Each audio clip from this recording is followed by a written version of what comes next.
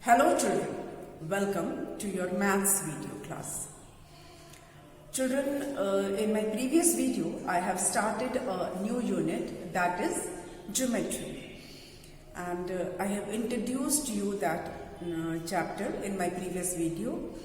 Today we will continue with the same unit, with the same chapter, that is geometry, and in my previous video I discussed with you 2D shapes, two-dimensional shapes. Children, I have told you that everything around us has some shape except for the liquids. Liquids को हम जिस चीज में डालते हैं वो उसी का शेप ले लेता है. अदरवाइज जो हमारे पास जो कुछ भी सॉलिड मटेरियल्स है, सॉलिड जो ठोस चीजें हैं, उनका कुछ ना कुछ शेप होता है, कोई ना कोई शेप जरूर होता है. तो हम उसे उन शेप्स को नाम दे देते हैं. मैंने अपने पिछले वीडियो में आपके साथ जो डिस्कस किया था वो प्लेन शेप्स थे. प्लेन शेप्स 2D मतलब 2 डायमेंशनल, इसके बारे में मैंने आपसे बात किया था. प्लेन शेप 2D शेप्स जिसमें कि लेंथ और ब्रेड्थ होती है, लंबाई और चौड़ाई होती है, ऐसे वाले मैंने शेप्स आपके साथ डिस्कस किया था. और उन शेप्स में हमने क्या डिस्कस किया था? पहला हमने डिस्कस किया था रेक्टेंगल, स्क्वायर सेकंड में, फिर था ट्रायंगल और फिर था सर्कल. ये 4 हमने शेप्स जो थे वो डिस्कस किए थे अपने पिछले वीडियो में, है ना.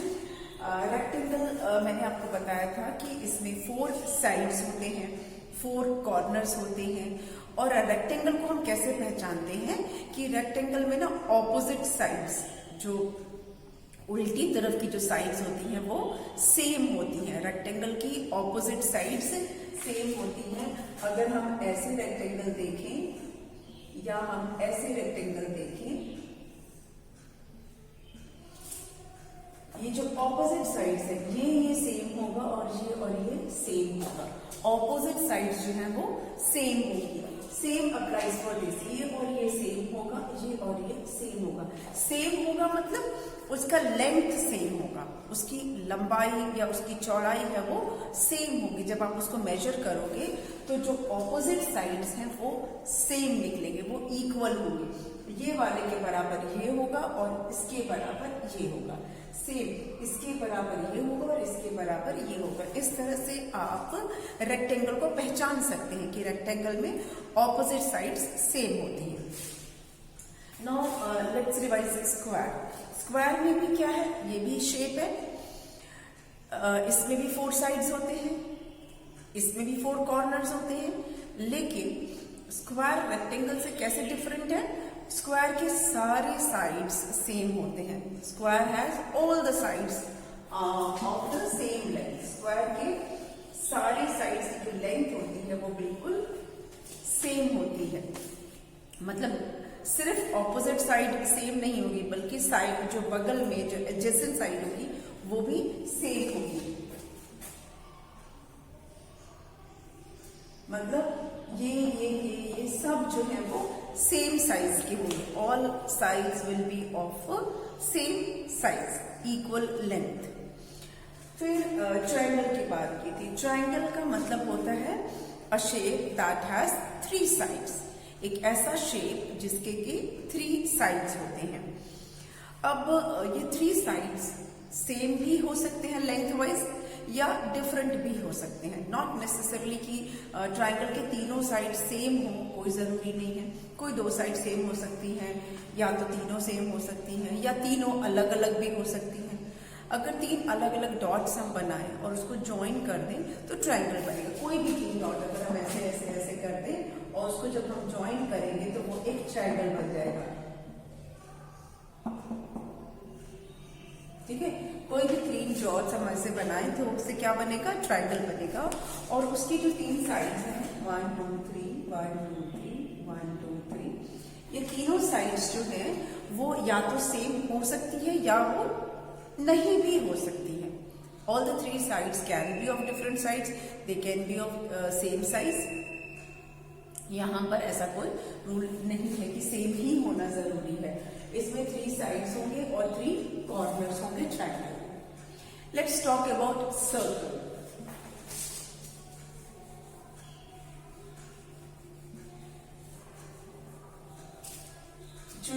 Circle is a shape that has no visible side. उसका कोई विजिबल साइड नहीं होता है, हमें बस ऐसा गोल सा दिखता है।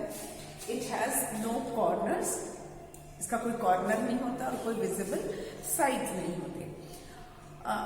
अब हम जो रिवाइज जो हम कर रहे हैं उसमें एक चीज और रिवाइज कर लेते हैं कि ये जितने भी शेप्स हमने पढ़े हमारे आसपास में, हमारे सराउंडिंग्स में, इन शेप्स में कौन कौन सी चीजें मिलती हैं। कौन सी चीजें मिलती हैं?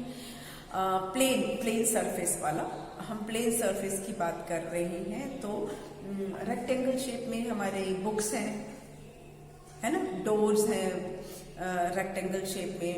फिर आपके जो टीवी की स्क्रीन है, लैपटॉप का स्क्रीन है, मोबाइल का स्क्रीन है, फ्रिज का डोर है, ये सारी चीजें रेक्टेंगल शेप में होती हैं।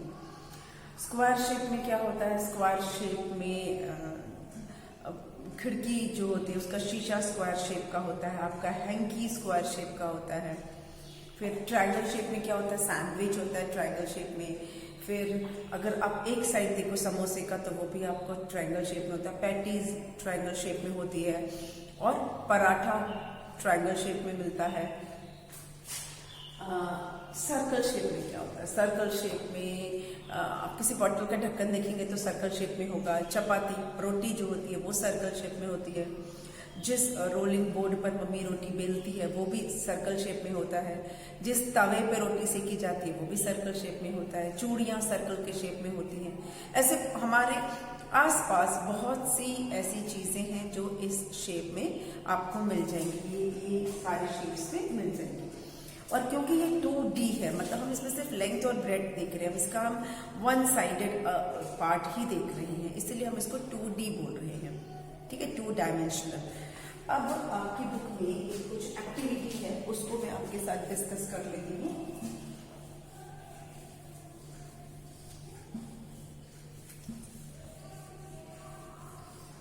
चलिए, आपके बुक की पेज नंबर 105 पर एक एक्टिविटी मेंशन है। इसमें करना क्या है कि बताया गया है कि आपको अगर रेक्टेंगल शेप कट करना है, if you want to cut out a rectangular shape, how will you do, what will you do, कैसे करेंगे आप, उसका एक तरीका बताया गया है। Put a geometry box on a piece of paper. क्या किया है? पहला स्टेप है कि पुट अ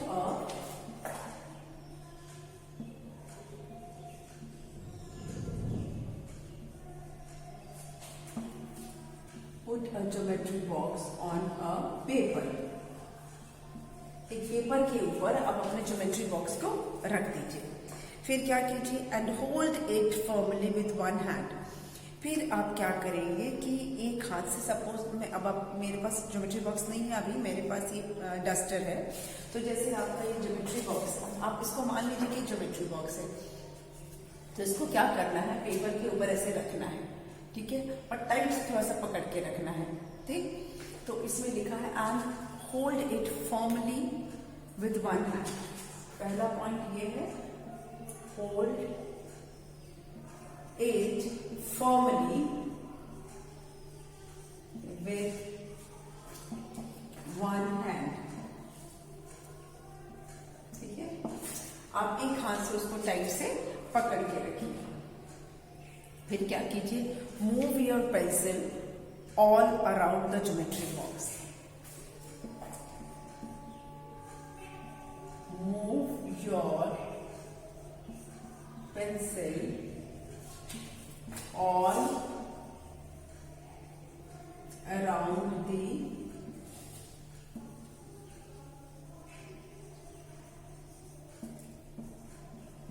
geometry box। फिर now Now remove the geometry box and the pencil. The figure you get will be a rectangle. ठीक है, उसके बाद लास्ट पॉइंट क्या है? remove the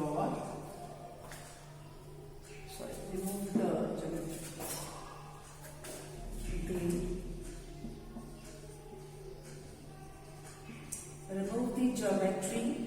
Remove the geometry box and the pencil Now the figure that you will get is a rectangle. जो आपको जो figure दिखेगी वो क्या होगी? वो एक रेक्टेंगल की फिगर होगी. चलिए इस सारे स्टेप्स को हम देखते हैं. Put the geometry box on a paper. Now if you have a geometry box, अगर आपके पास geometry box है तो आप उसे रख दीजिए. मेरे पास अभी नहीं है तो मैं इसको ही ज्योमेट्री बॉक्स मान के और मैंने इसको ऐसे रख दिया. ठीक है, अब क्या करना है? Hold it formally with one hand. तो एक हाथ से मैं इसको टाइट से ऐसे पकड़ के रख दूंगी. Move your pencil all around the geometry box. अब क्या करना है मुझे? ऐसे मैंने पकड़ा है तो मैं अपने पूरे पेंसिल को इसके चारों तरफ ऐसे घुमाऊंगी. ठीक है, मैंने ऐसे क्या किया? इसको चारों तरफ से घुमाया. फिर क्या? मूव योर पेंसिल और हमने घुमा लिया. ऑल अराउंड ज्योमेट्री बॉक्स घुमा लिया. Remove the geometry box and pencil. अब ये ज्योमेट्री बॉक्स को मैं रिमूव कर रही हूँ और मैंने पेंसिल को रिमूव कर दिया. What shape I got? ये क्या मुझे शेप मिला? This is a rectangle. ये जो शेप मुझे मिला है ये किसका शेप है? ये रेक्टेंगल का शेप है. अब ऐसे ही कोई भी चीज को आप ऐसे रखकर उसके चारों तरफ अगर आप पेंसिल घुमाएंगे तो आपको ये, जैसे ये मेरे पास अभी ये नोटबुक है. ठीक है, अब मैं क्या करूंगी? इसको पहले हम इरेज कर लेते हैं so that I can erase. मैंने ज्योमेट्री बॉक्स से आपको दिखाया है, किसी और चीज से भी आपको डस्टर से आपको दिखाया मैंने. हम किसी भी ऐसी चीज से आपको बनाना दिखा सकते हैं जिसका शेप थोड़ा सा. ये एक नोटबुक है और इसको मैंने इसके ऊपर ऐसे रख दिया. ठीक है, now what I will do, I will take the marker, I will put it here and I will move the marker all around it.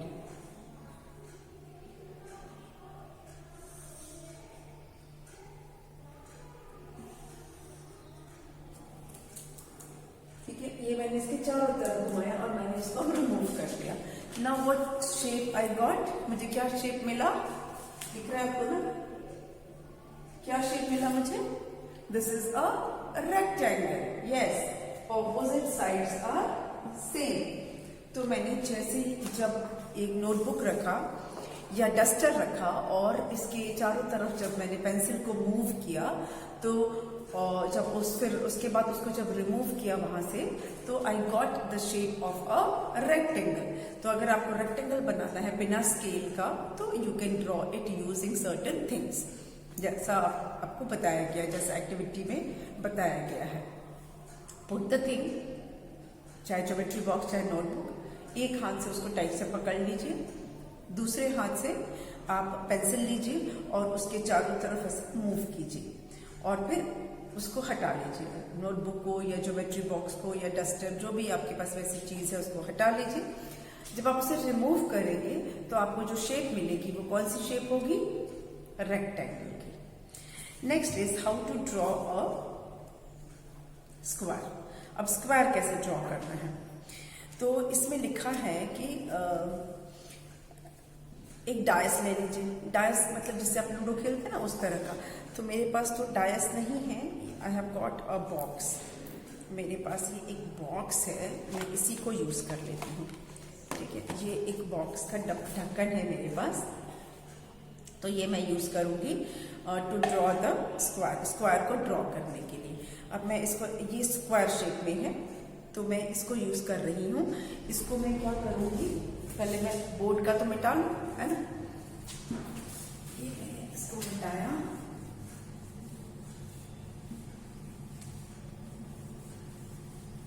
ये हो गया. चलिए अब ये मैंने लिया और इसको मैं ऐसे रख देती हूँ. ठीक है, यहाँ पर मैंने इसे रखा और अब मैं इसको फॉर्मली मुझे पकड़ के रखना है, इसको फॉर्मली पकड़ के रखना है ऐसे, और फिर इसके चारों तरफ मुझे मार्कर को मैं ऐसे मूव करूंगी। आप डायस ले सकते हैं, किसी डायस के थ्रू आप ये काम कर सकते हैं। और जैसे हम इसको हटाएंगे, I will get the shape of a square. देखिए मुझे शेप मिला ना स्क्वायर का।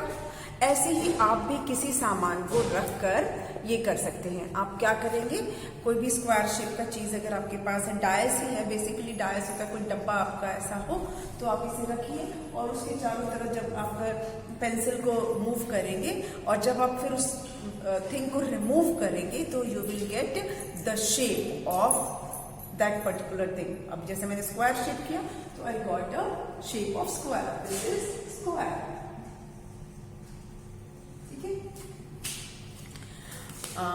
कई ऐसी चीजें हैं जिसके रखकर आप शेप्स बना सकते हैं। मोबाइल का कवर है, उसको यूज कर सकते हैं for making the rectangle shape. जैसा मेरे पास मोबाइल का शेप है, तो मैं इसको इसके चारों तरफ भी अगर मैं रखकर लाइन ड्रॉ करूंगी तो मुझे रेक्टेंगल का शेप मिल जाएगा। भाई सर्कल ड्रॉ करने के लिए क्या करें? सर्कल ड्रॉ करने के लिए क्या कर सकते हैं आपके पास तो मम्मी की चूड़ी है, मेरे पास मेरी चूड़ी है, तो मैं क्या करूंगी, सर्कल का शेप कैसे ड्रॉ करूंगी?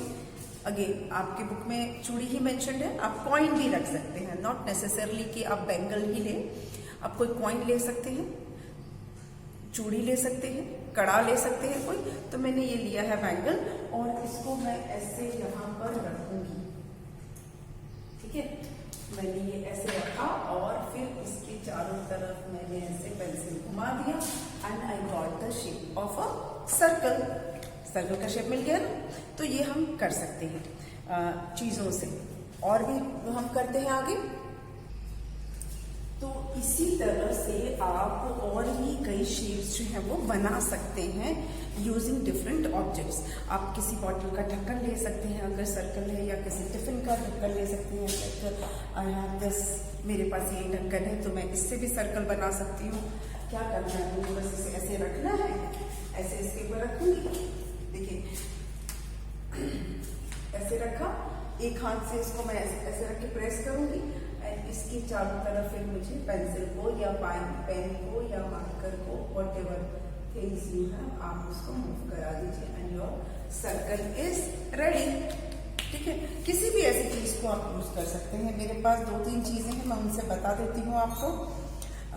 एक ये भी है मेरे पास, तो मैं इससे भी बता देती हूँ। इसको रखा आपने ऐसे, और क्या करना है, बस आपको पेंसिल इसके चारों तरफ ऐसे मूव करना है। तो फॉर्मली पकड़ के रखना पड़ेगा। ये बोर्ड थोड़ा फिसलता है तो मैंने थोड़ा सा फिसल किया है, अदरवाइज आपका सर्कल रेडी है। स्क्वायर, सर्कल, रेक्टेंगल, इस तरह की चीजें ड्रॉ करने के लिए आपके पास अगर वो ऑब्जेक्ट है तो उसे रखिए और पेंसिल को या पेन को या मार्कर को, जो भी आपके पास कलर है, उसके साथ आप इसे उसके चारों तरफ मूव कीजिए और आपको वो शेप मिल जाएगा। तो इस तरह से हमने देखा रेक्टेंगल, स्क्वायर और सर्कल ड्रॉ करना हमने देखा। ठीक है, अब हम बात करेंगे 3D शेप्स की। तो मैं इसको इरेज कर देती हूँ और आपको बताती हूँ 3D शेप्स।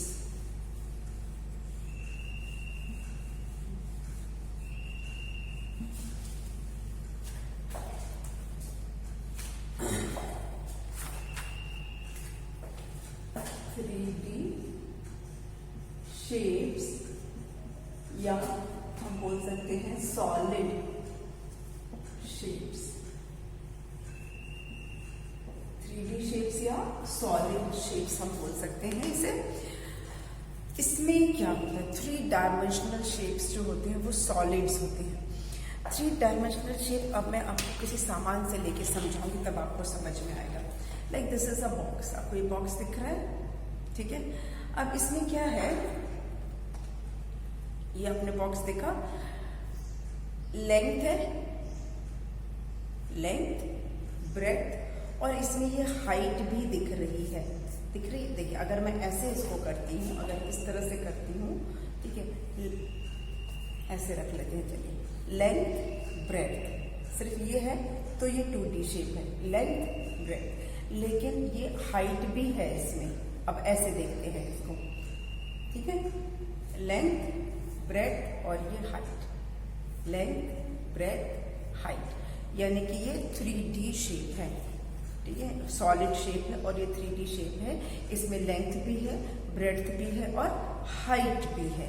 तो ये हो गया 3 डायमेंशनल शेप। और इस तरह का जो शेप होता है उसे हम कहते हैं, अगर मैं आपको ये ड्रॉ कर दूं इसको ऐसे है,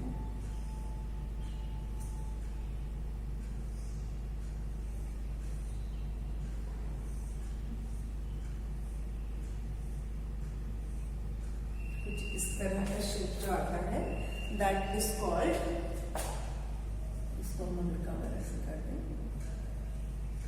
इसमें क्या है, देखिए, ये लेंथ, ब्रेथ और ये हाइट, ठीक है, लेंथ, ब्रेथ, हाइट।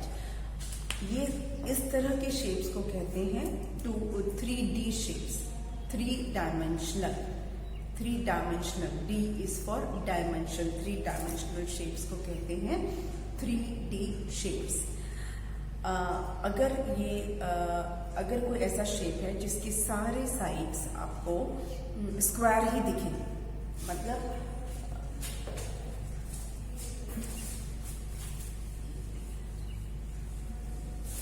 इस तरह से है ना, अब मैं ये ऐसे लिया, इस तरह से लिया,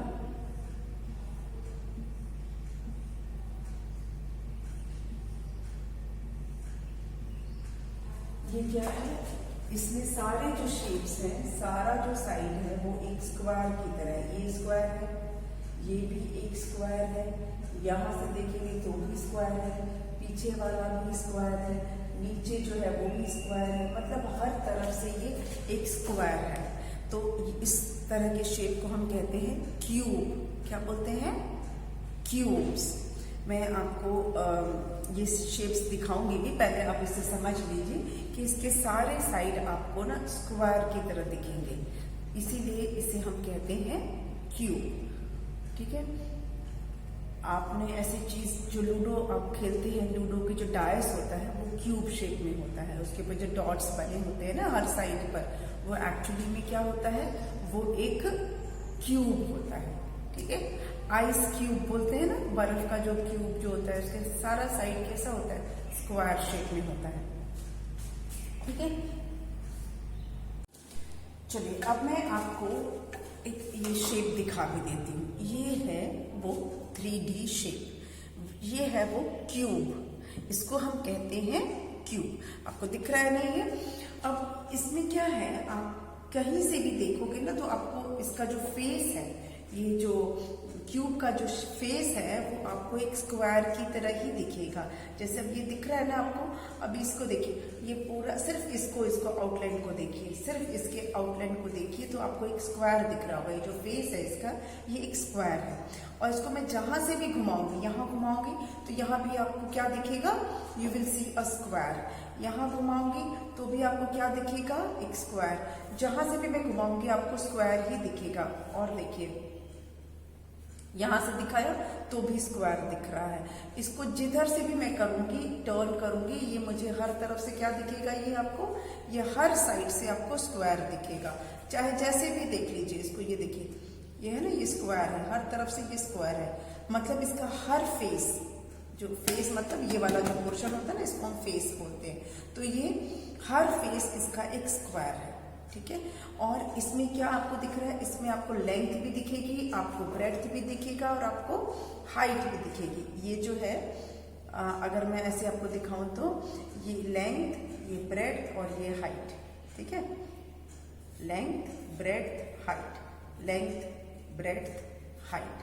तो ये 3D शेप है, इसको बोलते हैं 3D शेप। अब इस 3D शेप में मैं आपको इसके, पहले तो मैं आपको इसके कॉर्नर्स दिखा दूं, इसके एजेस दिखा दूं, और इसके फेसेस पूरे हम गिनेंगे। इस शेप के हम सारा कुछ इसका देखते हैं, ठीक है। पहले इसका फेस काउंट करते हैं। पहला फेस, ठीक है, ये 1 हुआ, ये ऐसे मैंने अगर इसको पकड़ा है तो ये 1 है और ठीक इसके पीछे 2 है, देखिए है ना 2 2 1 2 2 फेस हो गए, 3 4 5 6 6 इसके फेस हो गए, समझ में 1 2 3 4 5 6 6 फेस हुए। तो क्यूब के कितने फेस हुए? क्यूब के फेस हुए 6।